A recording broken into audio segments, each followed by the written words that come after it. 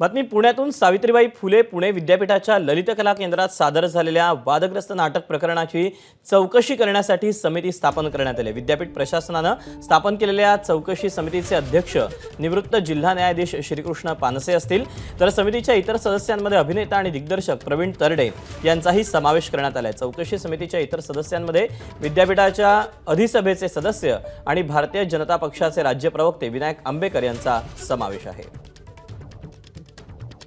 अधिकचे अपडेट जाणून घेऊ। मंदार गुंजारी आपल्यासोबत आहे। मंदार, चौकशी समिती स्थापन करण्यात आलेली आणि कशा पद्धतीने आता ही चौकशी समिती काम करणार आहे, काय कशा पद्धतीने हे सगळं वर्कआउट होईल?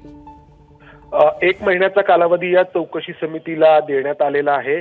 या प्रकरणामध्ये फॅक्ट फाइंडिंग करण्यासाठी किंवा सत्यशोधन करण्यासाठी नक्की काय घडलं, कोणाच्या चुकीमुळे घडलं, कोण याला जबाबदार आहे, या सगळ्याची चौकशी या समितीकडून होणं अपेक्षित आहे। त्यानंतर ही समिती त्या चौकशीचा अहवाल विद्यापीठाचे कुलगुरू डॉक्टर सुरेश गोसावी यांना सादर करेल आणि त्यानंतर कारवाई नक्की काय करायची आणि कोणावरती करायची हे कुलगुरू आणि विद्यापीठाचं प्रशासन ठरवणार आहे।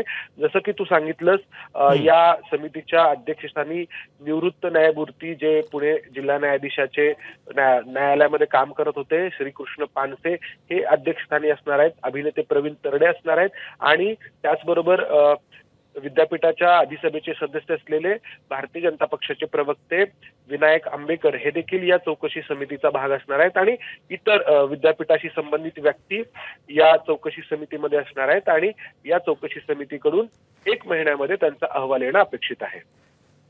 मंदार, धन्यवाद दिलेल्या सविस्तर माहितीबद्दल। एबीपी माझा, उघडा डोळे बघा नीट।